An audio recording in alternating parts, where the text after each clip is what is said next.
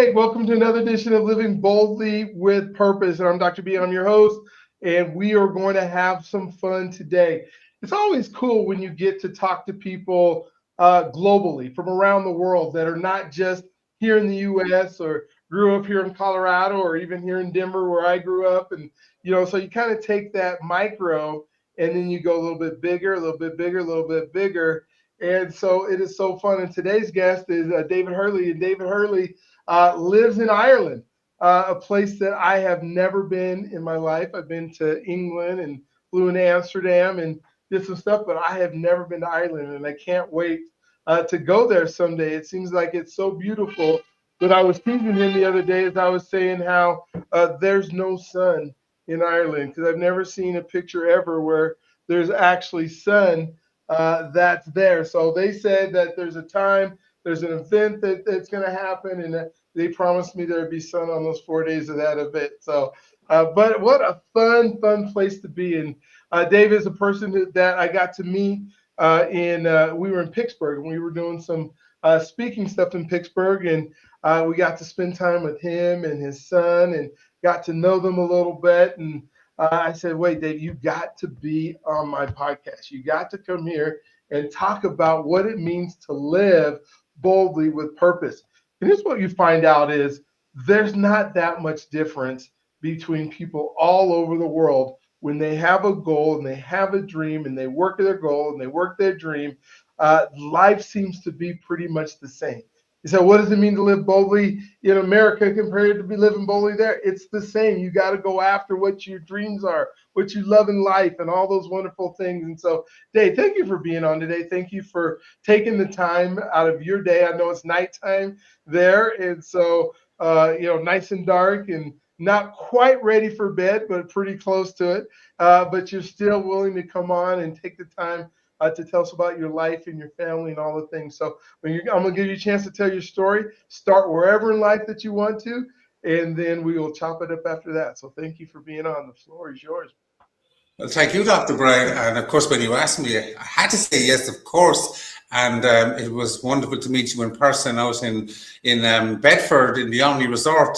So firstly, just to clarify with Ireland and the sun, right? It's going to be really sunny from the 23rd to 26th of April when we host a New York experience in Ireland, right? So no rain, plenty of sunshine. And I can tell you, right, when the sun shines in Ireland, it's even more magical, right? So, I'm glad you really got to meet Dylan, right? My son Dylan, who's actually heading to the US next year on a tennis scholarship, right? So that's kind of part of the reason I brought him with me, because I want him to get a taste of America before he got out there next year. And he absolutely loved it, of course. So where do I begin? I guess I got to go all the way back in time to when I was 12. When I was 12, and that was quite some time ago. It was actually 48 years ago, because in about 12 days time, thereabouts, I turned 60, right? So 10th of January, the big 60. Yeah, it's finally caught me, right? So I'm with you. I turned 60 last year, so I know exactly what you're feeling. And when I was 12, I was quite shy. No confidence, and I suffered terribly with bronchitis. And my mom, God love her, at the time thought it would be a good idea to put me into karate.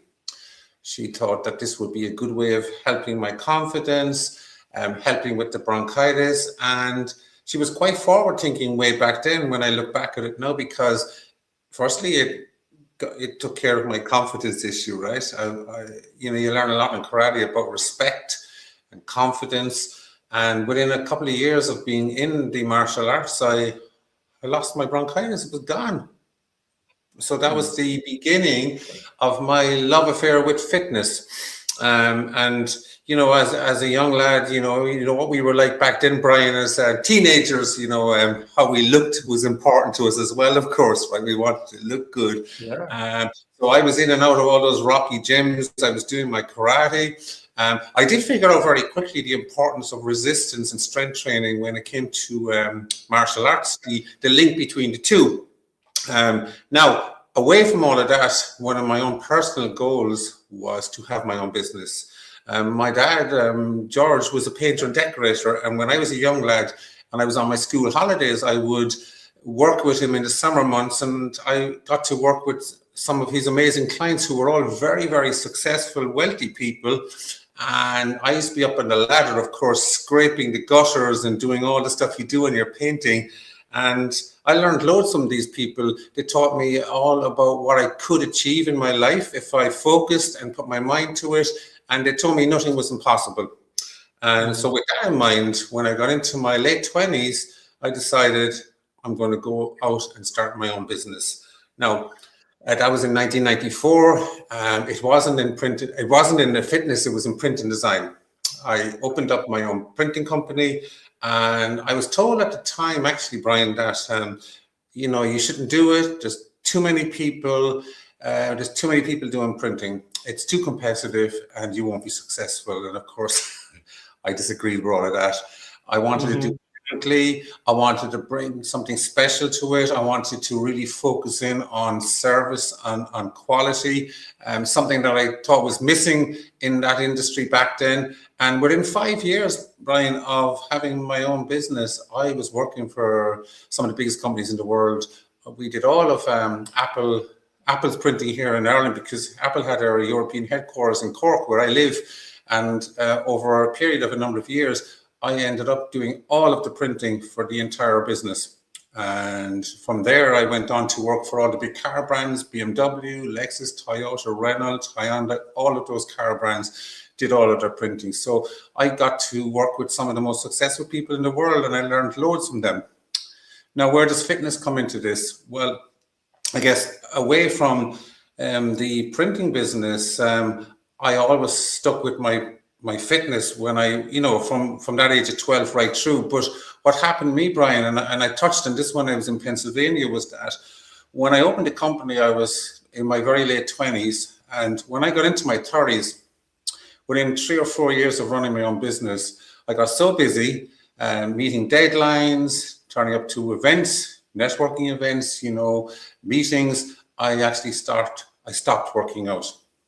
I fell out of fitness, and within a few years, I remember having that conversation with myself where I had put on weight that I wasn't accustomed to. There was body fat there that was never there before. I had no energy. I wasn't sleeping very well. I just wasn't the same person I was before I set up the business. And there was this realization that, this is what happens when you remove fitness from your life. So for me, at the time, I decided, well, if I want to be successful, not just in my business, but in my life in general, and if I want to be there for my family in the future, I had to have fitness back in my life. So I got back into fitness. However, the challenge was still there: time. So I knew I needed to do it. I was getting in my car. I was driving to the gym. I was getting the workout done, but it was taking up 1.5 to 2.5 hours, depending on how busy traffic was and how busy the gym was. And I just couldn't do it, Brian, So I kept stopping and starting. So now it was becoming a chore. So I'm getting into my early 40s at this stage. And I said to myself, you know what? I am going to have to find a way to work out where I can do it very smartly, efficiently. I can do it anytime, anywhere, whether I'm traveling. And what happened next was I went to a networking event and I met a personal trainer. And he specialized in resistance bands. And I thought, that sounds interesting. And I was speaking to him about it, and he says to me, why don't you give it a go? Why don't you book a session with me? So I did exactly that, booked a session. And I can tell you now, Brian, from the very first time I picked up a resistance band and he showed me what I could do with it, I was blown away. It was like, wow. So much so that I stuck with him for, guess what? 7 years. 7 years I stayed with him. And I learned everything there was to know about resistance bands, about fitness, about myself, but I was doing it all at the time for me. I had no plans to teach it, right? I was still heavily immersed in my printing business, but now I could do it. Now I could do it because I didn't have to get in my car and drive to the gym and all that. I can do it anywhere. I could be at home. I could get out of my bed in the morning, pick up my resistance band and do it. And when I was traveling, I would take the resistance band with me and so on. And then I'd be telling my clients about this. I'd meet them, I'd be having coffees with them, and they'd say, Dave, you're looking really fit. What are you up to? And I'd tell them all about these resistance bands. And they used to say to me, God, Dave, you got such a passion for it. Have you ever thought about teaching it? And I said, yeah, many times, but, I'm running my printing business and, I don't know if I'm going to be able to find the time to do it. And they said, well, you should do it because you'd be amazing at it, and I would constantly encourage them, of course, to get their hands on resistance bands and start working, because the problem here, Brian, was I was just one person that recognized from me having my own business how easy it was to let go of fitness. And I was someone that came from a fitness background. These guys were really successful people. They were all in their 40s, their 50s, and their 60s. And I kept telling them, guys, you can have all the success you want in your business. And these were really successful people, Brian. But I said, if you're not looking after yourself, what's it all about? You got to focus and mind yourself. So with that in mind, I decided, you know what? Why don't I give it a go? So I went away and I did qualifications in personal training, gym instruction and nutrition, and qualified with a distinction. And then the next step was, okay, so I'm going to start teaching it. Bearing in mind, I'm still running my other business. I knew, Brian, from the very first session that I had with a client that I was meant to do it. So much so that within 2 years of teaching fitness, I walked away from my printing business. Oh my gosh, that's cool. And I was after 24 years of having that business. I knew there was something better there for me. This is what I needed to do. And I took it on. What I didn't realize at the time, because that was back in 2018, was that COVID was coming. Yeah, exactly. Yeah. But you know what? Like as bad as it was for so many people, and people lost loved ones. I lost my mom during COVID. I look back at it now as a big positive because it changed my life. Because for me, when I was in fitness and I was teaching it, I was here in County Cork in Ireland in my gym, and my goal was to educate and teach as many people as possible to use these resistance bands, but I could never reach beyond County Cork.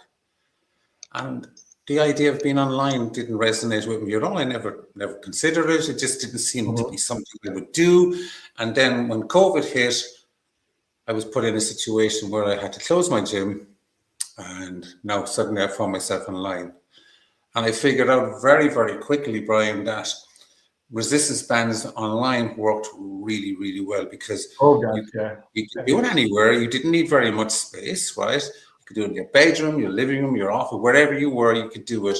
And within a very, very short space of time, in 2020, my business just exploded. Everybody wanted to do resistance band training online with me.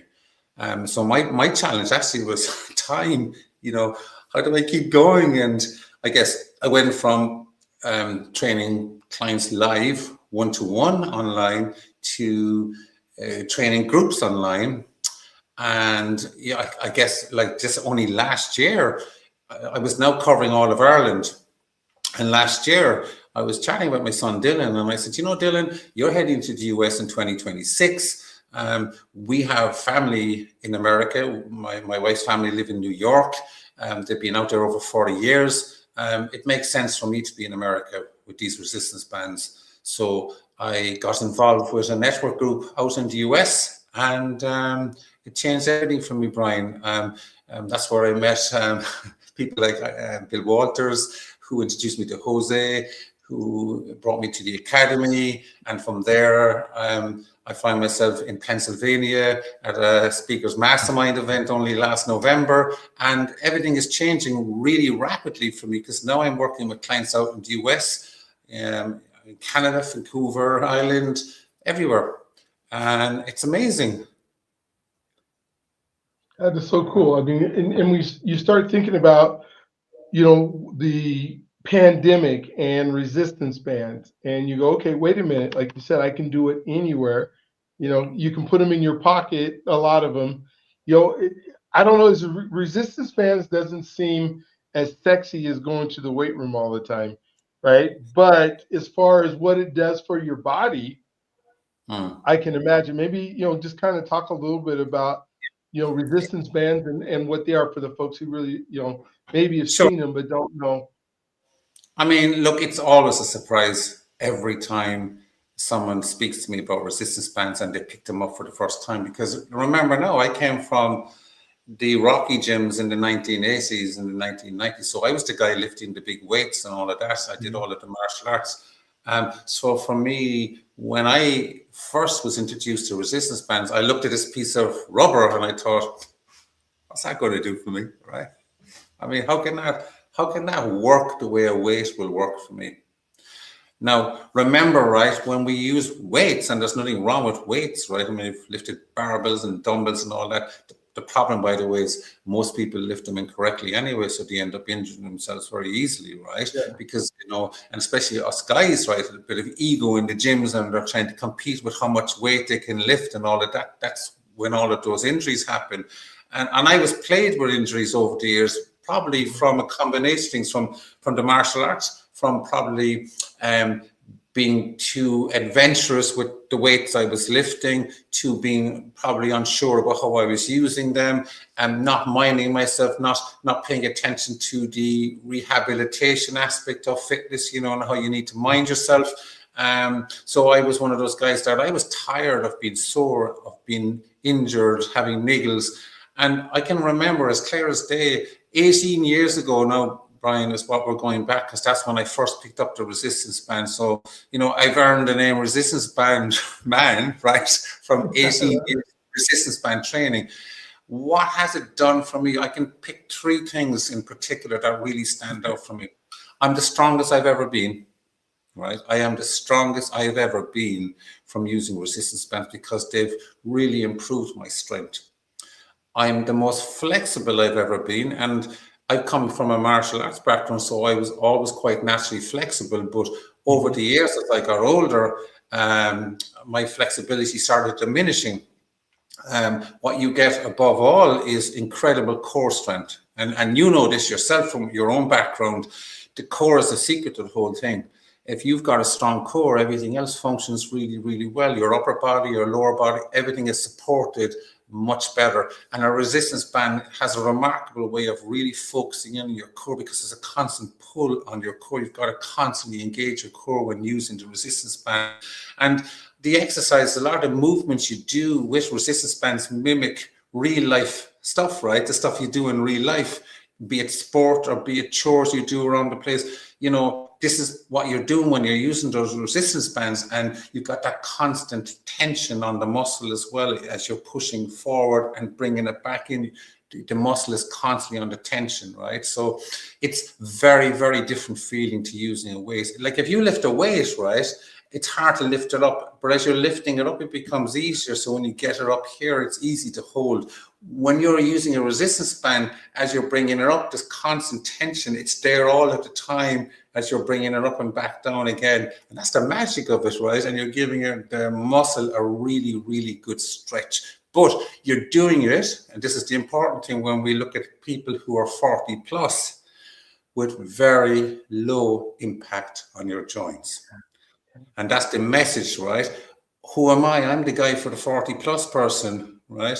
Because what people don't realize is that when you get above 40 and you're in your 50s and 60s, people assume that, well, maybe I shouldn't be working out so much. Well, no, actually, you need to work out more. You just need to do it in a very safe way, right? Yeah. And that's where the resistance bands come in, because you have you've got the least chance of injuring yourself using a resistance band. You've got a high chance of injuring yourself using weights, right? And you can train very often, very regularly, without the worry of injuring yourself, not getting up the next morning feeling in a terrible state with that real bad feeling of a workout that you have. You know, I remember so many times I couldn't even hold a cup in my hand. My arms, my muscles were so sore. That DOMS effect that you get from working out with weights, that doesn't really happen so much with resistance bands. As soon as you adapt to a resistance band, you actually wake up the next day and you know you've had a workout, but you're not suffering, right? And if you can have a really great workout and feel pretty good the next day or the day after, that's a win-win, isn't it? It is. Well, you know, I love what you're talking about, because when we think about, like, if I'm doing bench press, right, then I'm taking these heavy weights, I'm pushing them up, and then I'm just letting it go, right? So then I have a chance for shoulder hurt or arm hurt, just because I'm just letting it go, because nobody's doing the slow come back to their chest, right? But with the resistance band, you know, as you're doing stuff, when you're even going back down, as long as you're going back down slow, you know, you are actually having the resistance the whole time of the exercise instead of part of the exercise. Now, the reason I was laughing when you were saying, because you said like mimicking the things that we do now. So I picture myself with the resistance band with the broom, you know, doing this little sweeping motion, Yes. or watching the dishes. You know, the things that I do as a 60-year-old are not even close to the same. I'm not going out playing basketball. Not that I couldn't. I don't want to, but because the last time I went, my Achilles went boom. And so, because you get older, right? And so, plus, I don't want to play basketball in the park anymore with those young guys and stuff. And some guys my age might want to, but I can definitely see, you know, the things that I do on a normal basis, and being fit, like you said, stronger than you've ever been before, more flexible. I want to ask you a little bit, because one of the big things that I'm starting to see all the time is the joint flexibility. You know, because that's our movement, right? Our joints being able to move ways that they can move, so that when you get out of bed, you're not like, all because your joints and everything work. Or if I fall down or something, I can get right back up. Maybe talk to me a little bit about how Yeah. the resistance bands can help with that part too, not just what we think is the resistance, but or core, because core is super important, but at the actual joint flexibility in our knees and our hips and the things that the doctors want to replace all the Yeah, time when we get to our age, right? yeah, the things that we take for granted when we're younger, right? And it's only till something happens to you that you realize the importance of it. And I mean, I've experienced that myself. I can remember, Brian, in 2004, I remember the year in particular, I fell and I found myself on the flat of my back, lying on the floor in my bedroom for 2 weeks in a row. I could not get up. And Yeah. I remember telling myself, my God, how do people live like this, right? I mean, to put my sock on my foot was the Yes. biggest challenge ever. We call it the sock test, right? Imagine there are Yeah. people who have to get themselves into a specific position to put a sock on, and this becomes the norm for them, right? And my message, it does not have to be the norm, because we become very accepting as we get older that this is how it is. But I'm here to say it's not, because I can tell you, I train clients in their 50s, 60s, 70s, and 80s. And if you see these people working out, both men and women, you will be blown away, Brian, with what they can do. And this comes from consistent, sustainable workouts. So I'm using the word sustainable because we're all different, right? And we got to do the best for us and what we can manage, right? But the message when it comes to flexibility is not everybody has the same level of flexibility, and never will, by the way. I can remember being in karate and being able to do the full splits and all of that stuff. You know, when it was my party piece when I was younger, that I could just drop down into splits, and people used to be very surprised with what I could do. But, you know, even for me, as I got older and I stopped working out and I worked out less and less, and I wasn't using resistance bands, of course, at the time. I just got tighter and tighter. But with that lack of flexibility becomes lack of mobility. And I can tell you, you know, if we bring it to sports and we look at sports that, let's say, we can do as we get older quite easily, like golf, right? Golf is a prime example of something where you can really use the resistance bands to mimic the golf Oh, swing. absolutely. Yeah. I mean, Yeah. I do specific exercise. I've trained so many golfers here in Ireland who have come back to me 6 months later and said, Dave, My drive, I'm getting extra yards, I'm getting 10 yards extra, 20 yards extra. My mobility up over my head, when they get up this way, it's much easier, because they've now got more mobility, more flexibility, but more to the point, they've got a really strong core. So they Yeah. can play golf better, and their handicap gets better and better and better. My son Dylan, as you know, plays tennis, and he's been fortunate to be introduced to bands from a very young age. So he's got a real advantage on the tennis court because of his core strength and his flexibility. And his tennis coach, they all use resistance bands. And when you look at sport in general, you look at F1, Formula One, they're all using resistance bands. All the professional tennis players are using resistance bands. Golfers are using resistance bands. So the common word there, Brian, is resistance bands. They're using them for a reason. They're low impact. They improve your strength and they improve your flexibility, and you get better balance and coordination. And Yeah. you know when we Okay, go ahead. I'll let you finish. I'm sorry. But, it's okay. Just to finish that, when we look at coordination, we look at balance. What is one of the key causes of injury with older people is they fall a lot, and they damage their joints, they break their hips, they Yeah. break bones because they don't have good balance. You have incredible balance. I can tell you now, right? 18 years of resistance band training. My balance is incredible. I'm very solid when I stand.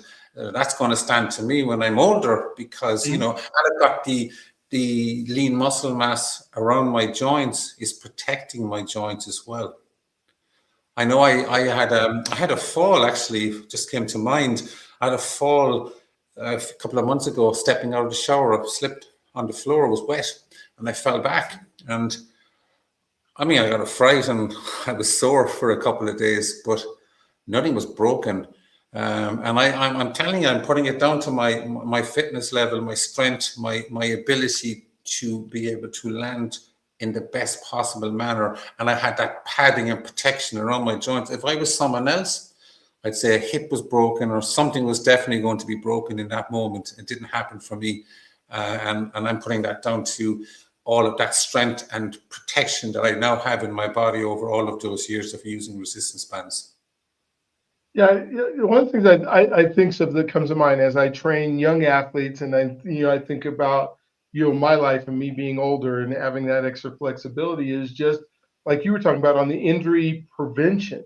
I Mm, have better balance. For the younger folks like your son or some of my track athletes, I tell them, okay, we go to the gym, we go to the weight room, and they say we're doing an exercise like squats, which is great. It's a great strength builder. It helps, but at the same time I have one leg that is stronger than the other leg. So when I'm doing my squats or my kids are doing my squats or my athletes are doing their squats, there's one leg that's working a little bit more than the other one. That means that that weaker one is staying weaker. Now I yes. ask them to go run and say I go run 100 meters. Well, if I have one strong leg and one weak leg, the I guess propensity for an injury like a hamstring injury on my weak leg is even greater. So we give those athletes, resistance bands so you can work on one leg at a time. Now that weak leg is getting just as much resistance strength training than my strong leg is being able to get. And then I think older in life, the same thing. If I'm walking or I'm doing stuff or I have, lifting my arms, if I go like this now, it's like click, click, click, click, click, click, right? Mm, Because I'm 60 years old. And then I can imagine if I'm 70, but then I have my dad we went and ran a track meet this last July. And so we did 4 generations. My dad just turned 87 today. I was in the race, my son was in the race, and my grandson was in the race. So that's there was fantastic. 4 generations that ran in a track meet. And was my dad doing before he gets up to try to run at 87 years old? Resistance bands. He's not No, taking anything else to him. He's got some resistance band and doing exactly what he needs to do. But I got to be 87 at some point. I guess that's 27 years from now. And I want to be able to go out and exercise and do stuff. And I can tell you that my dad is able to do a lot of that stuff where there's a whole bunch of folks that I know that are 87 years old that are watching television all day long with a Mm. glass of tea or whatever it is they're doing, and then when they get up, they're not really getting up, right? Somebody has to help them up. Somebody has to help them across the street, and that's just to me, that what we did earlier in life, not thinking of the flexibility portion of it as much as even the strength portion of it, and not having our body do the movements it does. Have you found that in the folks that you train and you work with, the longer that they do this, the healthier they are? Absolutely. I mean, you touched on some really interesting points there. Yeah. Firstly, that great word prehabilitation, right? It's a huge part of fitness, and people don't think about it enough. I mean, we all know that if we injure ourselves and we go to a physio, the first thing the physio is going to do is give us a resistance band to help with the rehabilitation.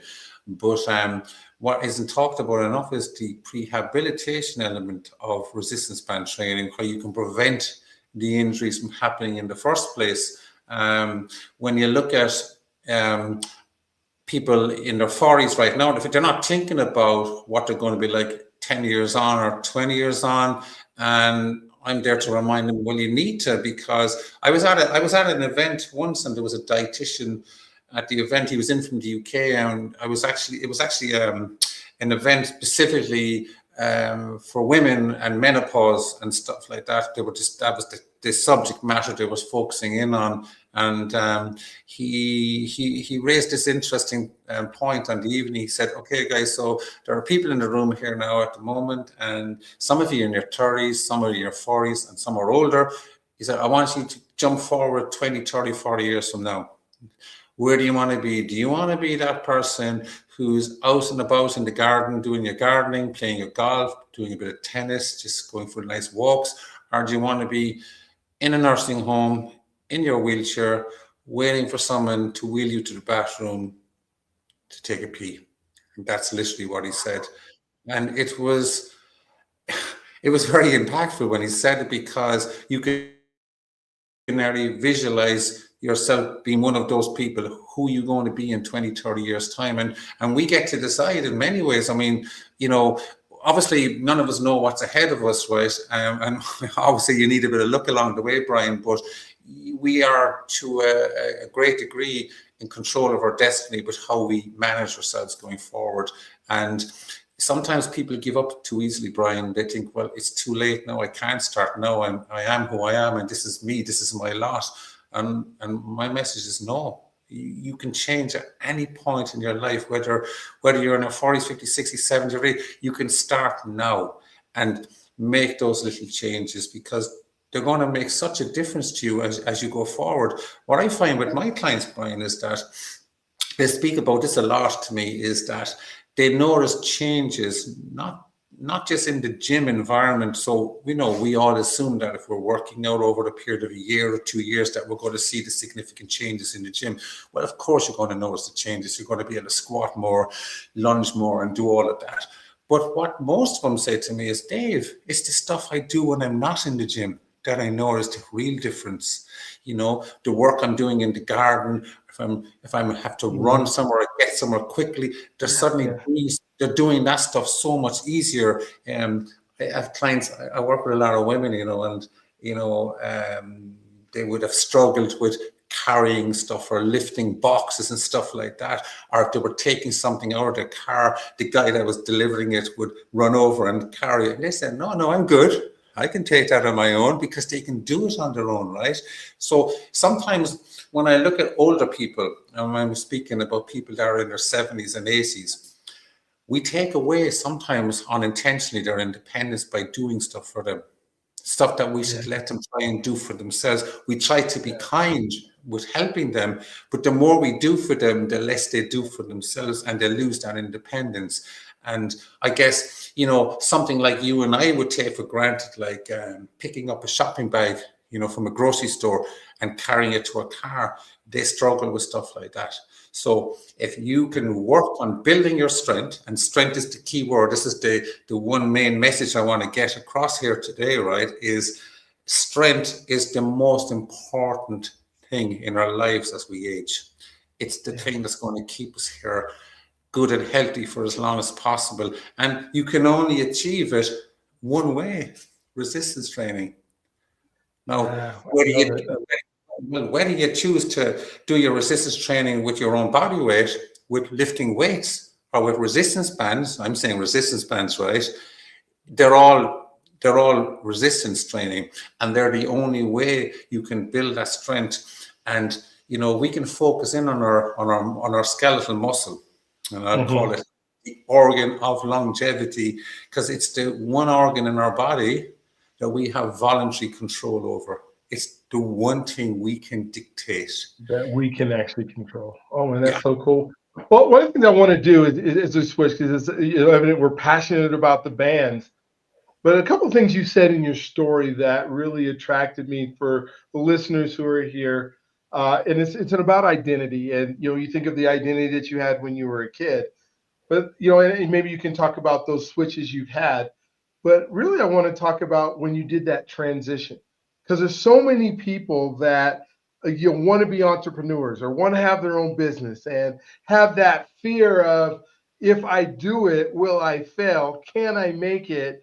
The scariness of, I've been working for 20 years or 24 years in this industry, and somebody has been handing me a paycheck every other week or every however often, and I've been able to build my life based on the work I did, which I did great work, but at the same time, it wasn't my deal. You start this resistance training, you go for, maybe talk about how long you went before you had the mindset or the identity that said, wait a minute, I can make and live my life based on my rules, not based on my employer's rules. So kind of walk us through what that was like and how you did it. Yeah, listen, I'm so glad you brought that up, because even when I was coming to America and I was out in Pennsylvania, this was on my mind all the time, because I feel I have this real story to share, right? This story that it's never too late.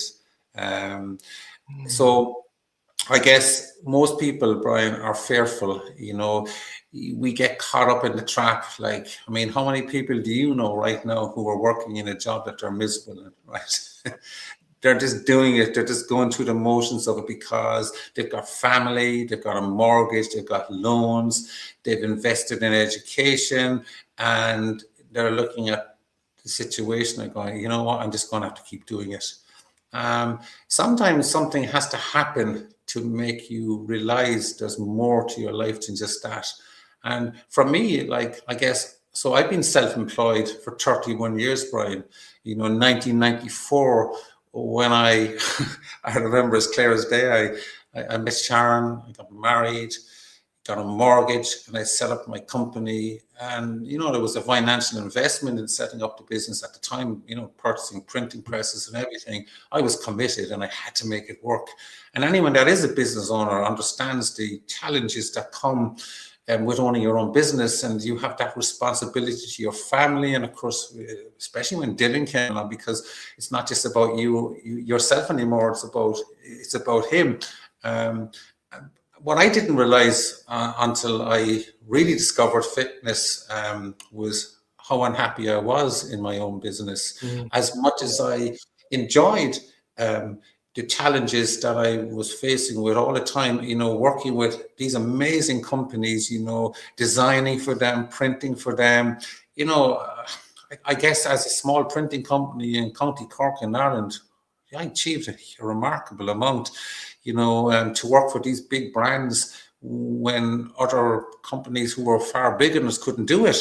I was doing it because I had a relationship with my clients. I delivered on my promise, I delivered good quality, but I wasn't really happy anymore. I lost that drive. I'm 24 years in, and it took me teaching fitness Mhm. to realize that. And, like in 2018, it was quite a tough year for me, actually, when I look back at it, because I I decided in 2018 that I needed to leave my print and design business.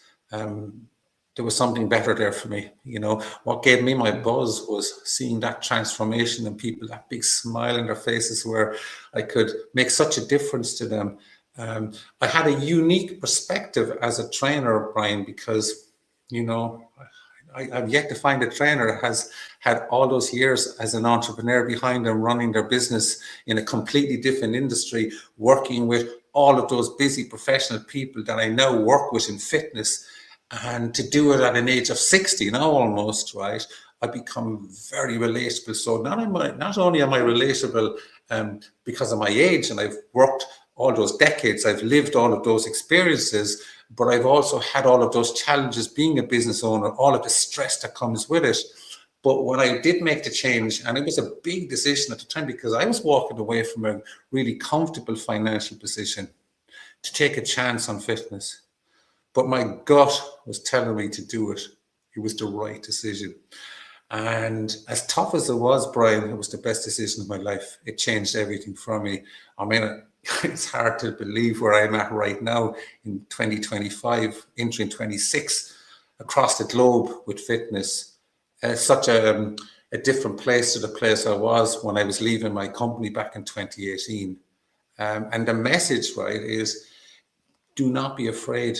If you believe in something enough and you know you can do it, just go for it. You won't regret it. Yeah. When you think of the skill sets, and transitioning from fitness, and so folks think, well, this is a whole different industry, which it is. I mean, it's a whole different clientele, but there are some skills. If success leaves clues, there are some skills that translate from what you were doing in the past to now what you're doing in fitness. Maybe kind of talk about some of those skills.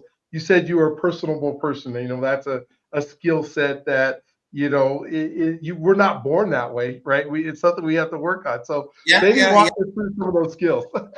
Absolutely, and you know what? It's something that was highlighted when I was doing my personal training and gym instruction course, right? And I remember having conversations about it, thinking, "God, this whole this whole course needs to be revamped, right? They don't focus on the stuff that really matters." I mean, look, if you understand fitness, you can study anatomy and physiology. You can really knuckle down and focus in on that stuff. You can learn technique. Over time, you can learn how to do a squat, how to do a lunge. That's all stuff you can learn. But knowing how to do it, but knowing how to teach it are two very different skills. And the thing is, and you can use that as an example, by the way, in soccer, football, basketball. People who are great footballers, basketballers, doesn't necessarily mean they're going to be great coaches, right? Because they're different.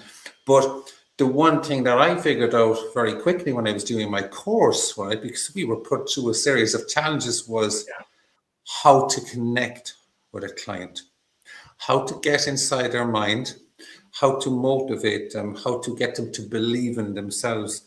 You can't learn that from a fitness course. You learn that from life, from experience, from being in business, right? So you tap into someone's mindset in a very different way. So for me, the fitness is one element of it, right? But it's the relationship with the client. Someone that's going to look forward to seeing you on the screen when they come on with you. Someone that can share an issue, a challenge, something that's going on in their lives that they don't really want to talk to anybody else about. They can talk to you about it. Someone who comes on and instinctively that something's not right and they're down, and the training session I will have with them is quite intuitive. So there's no set program. I don't come on with set programs. I'll go with the moment and how you're feeling, right? That is life experience. That's something you cannot teach. It's something you learn over time. And I think that if I was to look back at my whole career in print and design, that is one of the biggest benefits I have, that interaction and that learning with clients over the years. Even though it was a very different business, I was able to translate that and bring that across into my fitness in a very, very different way to any other trainer.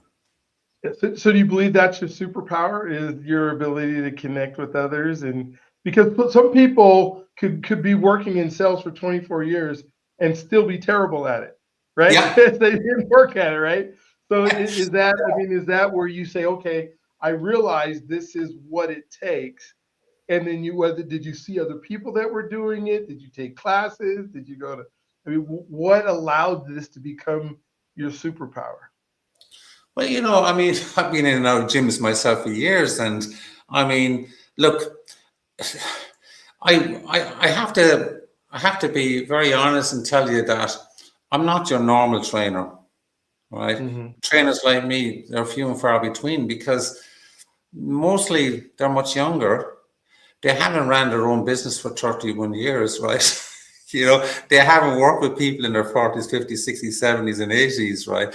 And they don't even want to, a lot of the times they don't want to deal with people like that. Whereas I want to be the guy for the older person, right? Because for me, it's like, I actually think everybody deserves fitness in their lives. Everybody, no matter where you're at, no matter whether you're carrying 50 pounds too much weight, whether you've got a hip replacement, a knee, it doesn't matter. You still deserve fitness in your life. And you just got to be given the chance, right? And for a lot of people, and I had this conversation when I spoke about this in Omni in Bedford, that lady out in Vancouver Island in her 70s, 77. And I asked her that question. I said, so Barb, for you, if you look at your time with me to date, what did you get from me if you were to sum it up? And she says, confidence. The confidence and belief I could do it, Dave. It was a massive bonus that I could do 130 squats with you, right? Because I did set the challenge of 100 squats, right? But she actually made it to 130 squats. But she said the confidence that I could do it. And, you know, even when I look back, because I suppose when people ask, so what was your role in your print and design business? Well, I was the front man. I was the sales guy. I was the person that sold. But I was never the hard seller. I was always the subtle seller. I was always the relationship builder. I wanted to get to know. So when you met me, if you were a client of mine, you wouldn't see me coming and go, God, here he comes. No, he's going to try to sell me something. You'd look forward to seeing me come in the door because we're going to chat about anything else but printing. And we would talk about life experiences, problems, and all of that. And at the end of the conversation, the client might say something, oh, Dave, while you're here, by the way, I need to get some printing done with you, right? So then it was just a natural thing afterwards. And I think that's something that they don't learn in college at all, Brian, of course, right? And it's something I'm very passionate about. I listen to people all the time. People try to sell to me all the time, when we're on LinkedIn and all that. People are straight in for the kill, they're straight in for the sell. And I have to say, stop, guys. You're damaging yourselves here. If you were just to take a few steps back, build a relationship, get to know me, trust me, like me, then I'm ready to sell, right? Then I'm ready to buy from you. But it doesn't happen that way. And I guess with me and fitness, and because of the people I work with who are mostly business owners anyway, and they're all amazing at their jobs in general, but when it comes to their own self image, their own confidence personally, not good at all. That's the one thing they're lacking, and that's the one thing I'd really try to help them with. Because when you think about it, if you can walk into a room, into a meeting, and you feel really confident, and it doesn't mean you have to be built with a six-pack or anything, right? It just means you have to feel good about yourself. You've got that energy and that presence in you. You're going to sell so much better anyway, Brian, aren't you? Oh, absolutely. Yeah. Oh my gosh. Oh, it's so good. I think about like my days when I was working at the gym and I was a trainer and I was in my early 20s as I was teaching high school and then had to go at night at the gym. And the one thing that I didn't have, a skill set I didn't have, is that patience skill. Like when you're working with somebody and they're not doing what you're telling them to, sometimes because they're actually not capable of it, and sometimes they just think they have their own mind and how they do it. And I think now, would I be a good trainer? I think I could be, but I don't know if I have that patience you have in that realm, in the fitness world, where I'm working with folks, where I know in other worlds I have lots of patience when I'm teaching and training. But it is one of those skills that you just go, wow, that you have it. I have one last question that I want to ask you that that kind of switches a little bit, because it's something you talked about in your story, is that you have a son and the time that you spend with your son. And I was able to meet Dylan, and I just want to kind of know, we all know that kids need a dad and they need a mom, and it's super important in their life. But we don't often talk about what it means to be a dad. And maybe just talk a little bit about your experience because I saw the bond that you guys have and what it means to you to be this dad to this young man that potentially is going to, like, not just, we call it the pond or whatever, but he's getting ready to go pretty far away from you, to go Yes. to college. And so all the things that you did as a dad as he's growing up, maybe we just kind of talk about that a little bit. I'd love to hear it. Yeah, I mean, God, the thoughts of him leaving next year, I don't even want to think about it, Brian. I can tell you though that, and it's in my mindset that, come the autumn of next year, he will be in America, right? But the good news is that, because I'm now working more and more in the US, I'm going to spend a lot more time in the US next year. For me, when I look back at my life with Dylan now in it, so Dylan was born, I was 42, right? So up to that point, I was very focused on career, business, that was it. I was very driven. I was working too many hours, and the best thing that ever happened to me was for Dylan to come into my life, because it changed my whole perspective on how I saw life, and it gave me that balance that I needed. I do remember, funny enough, Brian, telling myself at the time, because I was 42, and that's kind of right in line with the timeline of my resistance bands, because I talk about 18 years of resistance band training, and I definitely think I've earned the name resistance band man from those 18 years. I remember saying to myself, I want to be the fittest version of myself for when Dylan is a teenager. When he's in his teens into his 20s, I knew then I was going to be heading for 60. I wanted to be in the best shape. I wanted to have the most energy to be able to give all of that to Dylan.